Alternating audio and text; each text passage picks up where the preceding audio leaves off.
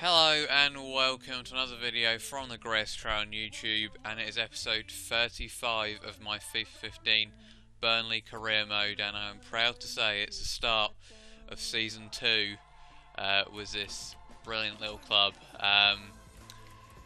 So it's just an all new kind of feeling. A lot of players have left, we have a lot of money to spend, new teams up and about. As I said before, my objective for this season is to get in the Champions League places, or at least the Europa League places. That's what I'm really aiming for. So basically, this video is going to be all the transfer work that I do over the summer transfer window, which there'll be a lot of, I think. And then also the first game of the season. I'm not quite sure who that's against yet. I'm not sure the fixtures have actually been released or not. I might bring that up later. But quickly going on to this to look at our objectives for this season. The board objectives are pretty much the same as last season. Avoid relegation, get into the round of 32 in the domestic cup. Season budget is 9 million, which is better than it was last season, to be fair. Last season was only about 4 million at best. The wage budget does concern me a tad. It's not that much, but if we can maybe sell one of our bigger players, like maybe not Jutskovic but Ings. I know a lot of Burnley supporters who potentially watch this might be a bit frustrated behind that kind of move, but he just didn't deliver for me last season, and I think a lot of clubs might be interested in him, so I may get rid of him. As for the league, Fulham, Norwich and Cardiff all got promoted, so all the three teams that got relegated last season, so or the season before that, I guess, in this career. But yeah, at the moment we're second. It'd be great if we could stay there for the rest of the season, but I doubt it's going to happen. So anyway, let's get into this episode full and proper. Oh, well, first bit of news here. Nathaniel Chalobah, who I actually thought was on loan from Chelsea, but because apparently we must have signed him, so yeah, I couldn't even remember. But I gave him a contract extension for a lot of money. I gave him like a 10,000 increase in wages, and he wants to have a change in his career now, apparently, which is a bit weird because I can't see anyone else like above me taking him. And he has been getting in the team quite regularly, so bit of a weird one, but hopefully we'll be able to resolve that soon. Okay guys, so I have actually quickly found the games that I'm going to have first in the season. So let's just look at this. We're away to Swansea, who were our second game last season, if you remember. If you can even remember that far back. But that is going to be our first game away to them. So that will be in this episode. And then we have Stoke at home, followed by Sunderland away. So we read, and then Norwich at home. So it's not the toughest of starts, to be frankly honest. So we have to try. We're gonna have to try and get a good start this season. Okay, guys, we tried to sign Fabian Delph, but it hasn't gone too well. I think 3 million was a bit too on the low side for him, but I thought I'd just try and steal him off Villa, since they've kind of gone down. Benteke's already gone, which isn't really too surprising. I wouldn't be surprised if he's ended up at Chelsea or somewhere like that, but we might go in for him if we get a bit more money later on, but at the moment I'm not willing to go over that amount of money for Delph, because I do have another transfer lined up in I can't even say his name, Zitskovic, the young 18-year-old who you probably heard of if you play Football Manager or FIFA quite a bit. The 18-year-old from Ajax. I've tried to get him in, but I'm still waiting for a response. Okay, guys. Looks like we're going to get rid of Cameron Jerome. He's kind of been the, I guess, the flop sign, you could say. It does say Jerome has a bright future ahead, and it, well, apparently he's worth between 7 million and 11 million, but I really can't see that considering how he's been playing for us recently. We got him in for about 4 million. I think if we sell him for 4 million, we add to our transfer budget. I'm looking at getting another striker in and a central midfielder in. and I think 12 million would be quite a nice sum to have, or even 13 million, sorry, which kind of helps as a wage budget as well. So Cameron Jerome is going to Sassuolo. I can't even pronounce their name either. My names, I don't even know what I'm doing in this episode with these names. But anyway, Cameron Jerome is leaving. He was here for half a season. Not gone great for him. He's a championship player in my opinion on FIFA. So let's get rid of him. Oh well, look at this. Cameron Jerome, the talks have broken down.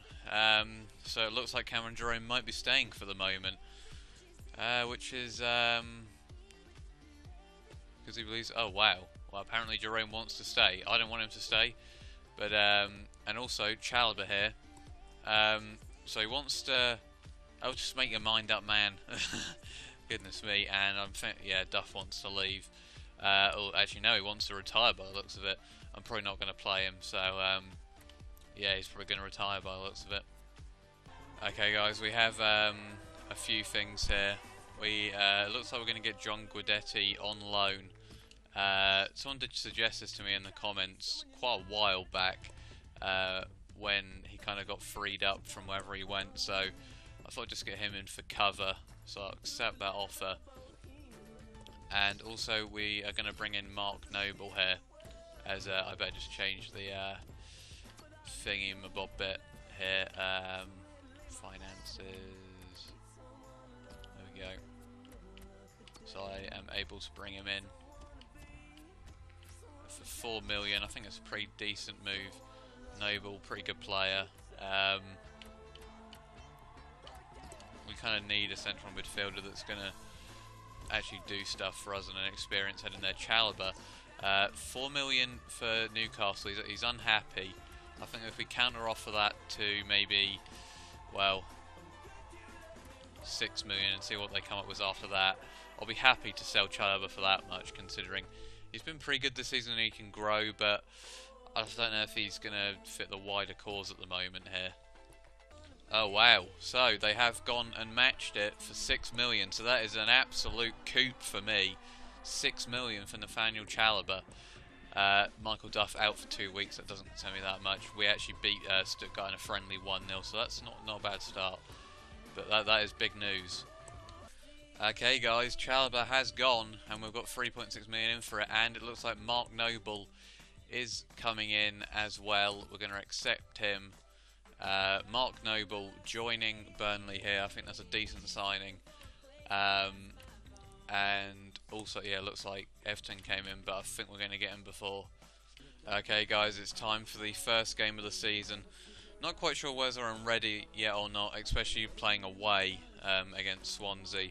But you know, I'll try and go in and get something out of it as best as possible. Mark Noble and John Guidetti both in the starting lineup.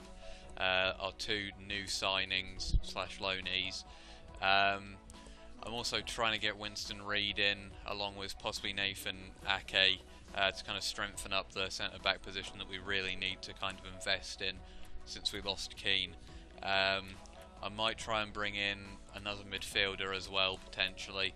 I'm really hoping Guidetti can maybe get us a few goals, and maybe Ings can start hitting into form this season. We really need him to start hitting into form, to be frankly honest.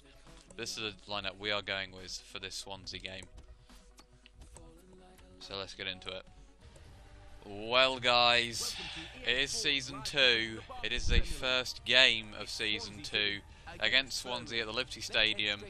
Last season we lost this game 1-0 in the 90th minute. Nathan Dyer getting that last gasp goal from an ingenious corner set piece. This time we have a few new signings. Mark Noble's in there, as is John Guidetti. But apart from that, it's a relatively familiar side. We're definitely not finished with our transfers yet. But we'll be hoping that Noble and Guidetti can have an impact in their first games. It's a new season. We're aiming for the top 4, which may be a bit crazy, but I think we can do it. And it'd be brilliant if we could start right here with a win. It's going to be key to whip it in.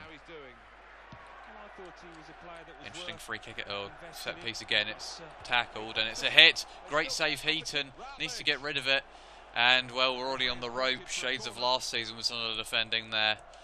It's another corner.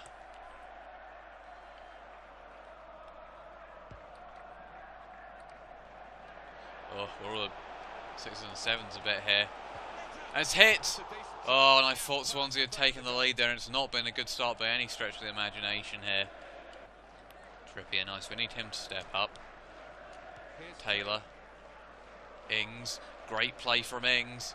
Go on, Danny Ings. Danny Ings. Go on, my son. Danny Ings! Oh. Well, Danny Ings showing signs of brilliance there for a second. Be nice if he could just finish the shots, though. Well, guys, as you might expect, it's the first game of the season. It's been a bit dreary and dull. Swansea have had a few chances. We really haven't been able to muster up anything, which is a bit of a worrying sign, considering it feels quite similar to how it was last season so far at the moment. But all it needs is one flash of brilliance, and we could be ahead here. Here's Dyer. He's always going to call towards some problems. Watch out, Britain's got way too much room. We really need to defend better than that. Otherwise they will score. Oh, almost intercepted in fact. Ings does get there now. Oh, and Guidetti's onside here. And Guidetti cuts inside. Guidetti! Oh, I don't know what Adrian's doing there. It was a great tackle in the end by one of their defenders to make sure Guidetti didn't hit it full power. Good chance here for Swansea. Let's defend here. Good tackle by Trippier. And now Arfield can break. And he's found Guidetti again, who's been pretty good in this game, I've got to admit. And Guidetti now really running at the defence. You don't see many of my players really doing that. But Guidetti on an absolute stormer of a run. Oh my word, if he'd scored there I would have gone ballistic. Oh. It's come out to Arfield, and here's a chance to break. Scotty Arfield, and that might not be the greatest passing. He's trying to get in the middle. Oh, it's a mistake by the defender, and Danny Ings is away here, and Danny Ings, it's hit the post and got in.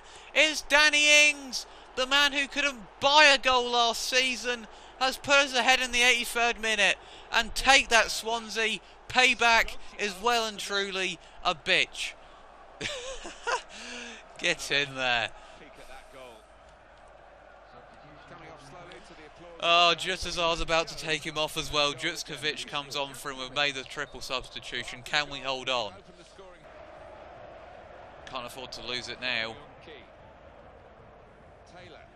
Shackle's all the way up there for some reason. It's a free kick. They're going to pile everyone in here, I think. Not the normal way for Swansea, just bombing everyone upfield, but that's what they're going to have to do at the moment. It's whipped into the box, but it's easily headed away. And that is full time, and we have won our first game of the season away from home. And our hunt for the top 4 starts here, really. That's a fantastic result. And Danny Ings with the goal. And Guidetti and Noble both look pretty strong on their debuts, especially Guidetti. So things are looking up here, to say the least. Great result. Let's just have a look at the table after this. So guys, after one game we are in 4th place. Pretty brilliant. Arsenal, Norwich, Man City all up there. Looks like Norwich gave Stoke an absolute pounding. I might get Van Volswinkel in even. Jesus. Because he has been doing pretty well in my Norwich career mode, so I might bring him in.